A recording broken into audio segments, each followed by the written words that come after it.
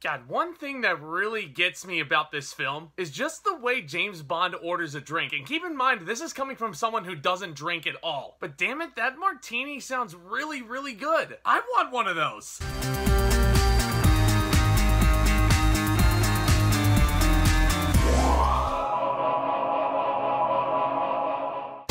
Guys, my name is Zach, and I love talking cinema and all things entertainment. I really do appreciate you all clicking on the thumbnail, and I really, really hope you enjoy your stay, because we're starting something really, really cool over here on the channel. In the build-up to No Time to Die, finally releasing October 8th, I was starting to get convinced that that movie did not have a release date. But I'm gonna be looking at every single James Bond film in the build-up to that, only the ones starring Daniel Craig. Because, unfortunately, I do not have enough time to look at every single Bond film. Yeah, but let's get right down to it, guys. Today, we are looking at Casino Royale, the second outing for director Martin Campbell with 007 as his lead. And let me tell you guys, this is a movie that completely flipped the Bond formula on its head. So much so that there's people like me who don't even consider this a Bond movie. Casino Royale is, point blank, one of the greatest action films of all time. And after receiving his license to kill, 007 heads to Madagascar, where he uncovers a link to a man who finances terrorist organizations named Le Chiffre. And learning that Le Chiffre plans to raise money in a high-stakes poker game,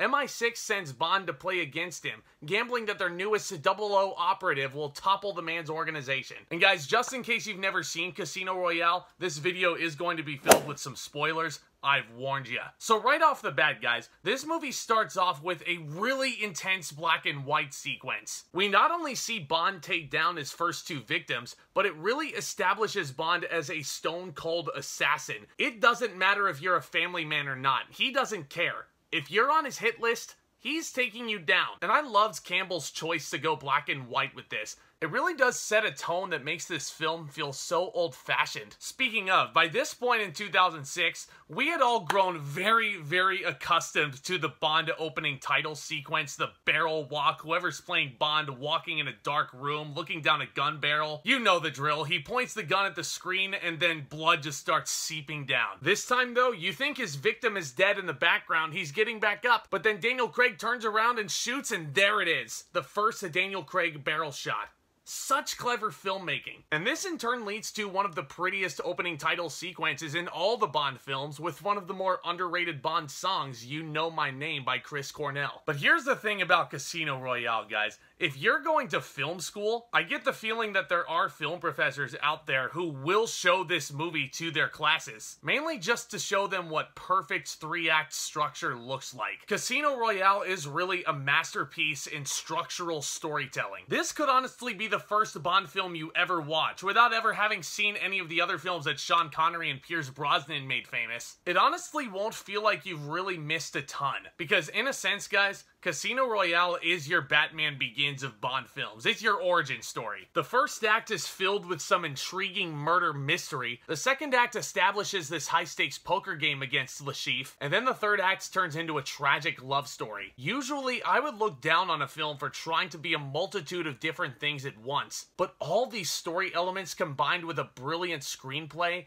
it all melds together so perfectly. And this was so against the norm for any Bond film preceding Casino Royale, and it all starts with the casting choice of Daniel Craig as 007 himself. People are almost ashamed to admit that they were criticizing this casting choice back in the day. And that's all because he looks like me, blonde hair and blue eyes. That is a really damn silly thing to look back on and think people actually criticized this choice just because of his appearance. Because Daniel Craig truly is Oscar-worthy throughout the entirety of this film. Like, he doesn't redefine the character, really. He's still a womanizer, but you never see him winking at the girls along the way. No, Craig goes back to what James Bond is all about.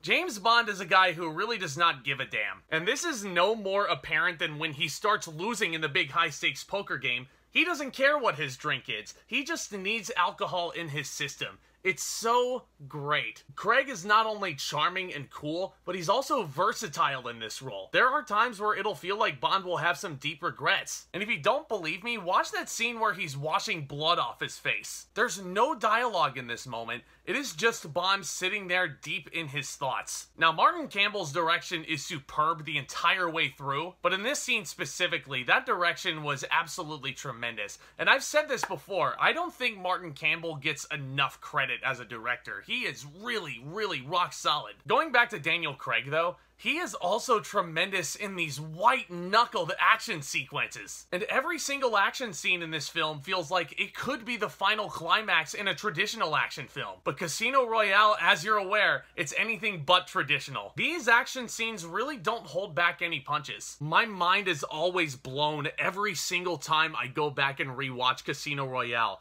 That parkour chase scene in the beginning really does set the tone, doesn't it? It is legitimately some of the greatest practical stunt work I've ever seen. If you know, you know. Now, while we're on the subject of versatile actors, I would be remiss if I were to completely dismiss talking about Mads Mikkelson as Le Chiffre.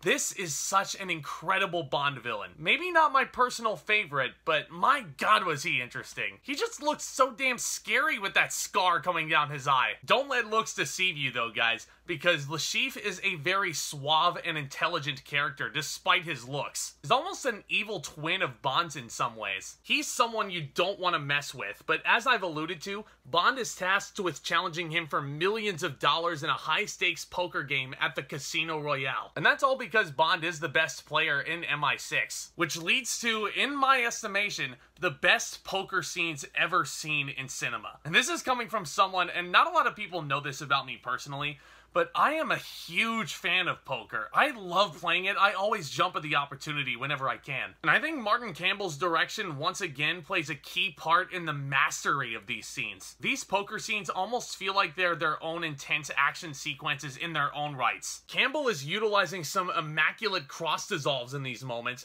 and you really feel the disdain between these two foes at all times. You can just see it in their eyes. They want to win this so badly. And when Bond loses at first, it's pretty heartbreaking. But then when Felix, played by Jeffrey Wright, who's watching at all times... Sorry, I had to put that one in. But when Felix is helping Bond out, giving him some of his own money, like, it's really upping the ante, if you will, because Bond is playing for more than just himself at this point. And then Bond eventually defeats Le Chiffre, cleans him out with a straight flush, and then there's one little moment that really sells Bond's confidence that I'm so happy did not leave Daniel Craig's iteration of this character. Le Chiffre leaves the table, and then Bond tosses the dealer $500,000 like it's absolutely nothing. At least I know he tips well. God, I wish I was that dealer. Could you imagine? That's like the easiest job in the world. You're sitting in an air-conditioned room, you're just giving people their cards. Like, that is the easiest $500,000 you will ever make in your life. But this leads to an incredible chase sequence which still contains the most car flips in cinema history, and it's all done in one shot. Did I already say that Martin Campbell deserves more credit than it's due? Just saying. And Vesper Lynd, who I'll talk about in just a minute, Bond's love, she's captured in this whole chase. And this all leads to a sequence which, as a man, very uncomfortable to watch. Let's just say that this is the hardest PG-13 rating I've ever seen. And this torture scene also ends untraditionally. And it's actually in quite a shocking manner, because Le Chiffre dies at the hands of someone else involved in this massive conspiracy. Bond does not kill Le Chiffre, which then segues into the third act. Yeah, even after the Bond villain dies, there's still a lot more substance here. What follows is a story of betrayal, loss, and heartbreak, which makes me want to talk about Vesper Lynd, played by Eva Green, still the greatest Bond girl of all time in my opinion. Now when we first meet her, again, there's the usual Bond banter in there, but we don't ever really see her as the typical Bond girl. No, we actually do see her as a person. And it does feel like Bond is falling in love with this girl, and it feels like she loves him too. It's not the usual Bond relationship which just ends in bed. Just saying, that's usually how it goes. But this makes it all the more heartbreaking when she double-crosses him for the money he won. Even then, when she willingly sacrifices herself,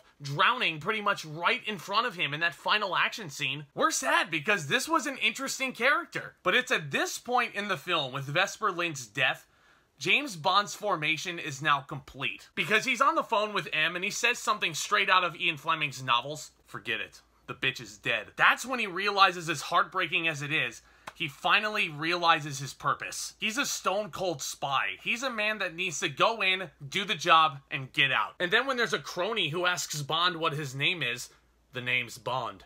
James Bond. Really hammers that point home. And then we finally get to hear that classic Bond theme for the first time ever in a Craig film. And it's right when the credits roll. Martin Campbell is basically saying that the origin story is complete. The Batman origin story is finally wrapped up. There you go. Guys, what else do you want me to say about Casino Royale that hasn't already been said? Similar to a Batman Begins, which came out the year before, this is a phenomenal origin story with great action, Oscar-worthy performances across the board, especially from its leading character. And it's my personal favorite out of any 007 film still to this day. I'm gonna give Casino Royale its well-deserved A+. If you haven't seen this movie yet, what the heck are you waiting for? And if you have, be sure to watch it again and again, especially to hype yourself up for No Time to Die. But I'm actually curious, which James Bond movie is your favorite? Is it Casino Royale like it is for me? Is it something else like Skyfall? And I'm also curious, which Bond actor is your favorite out of the bunch? Go ahead and make some noise down in the comments section below, and let's have some further fun with this, because as you know, I really do love making this content for you guys and discussing all these new topics in cinema and all things entertainment. So if you want to keep up with all these exciting topics along with me, then do consider hitting that subscribe button down below as hard as you possibly can. We are on the road to hopefully hitting 1,000 by the end of the year. It's totally free to you guys. It's really beneficial to also help more people see this. You know what else helps get the word out there is hitting the thumbs up on your way out. That would be tremendous, y'all. And as per, look out for more exciting content hitting this channel very soon, including the next entry into the Bond playlist next week. We're looking at Quantum of Solace. Oh, shit. But you guys are awesome. Stay tuned for all this exciting content and much more. And with all that being said, back talk, commence.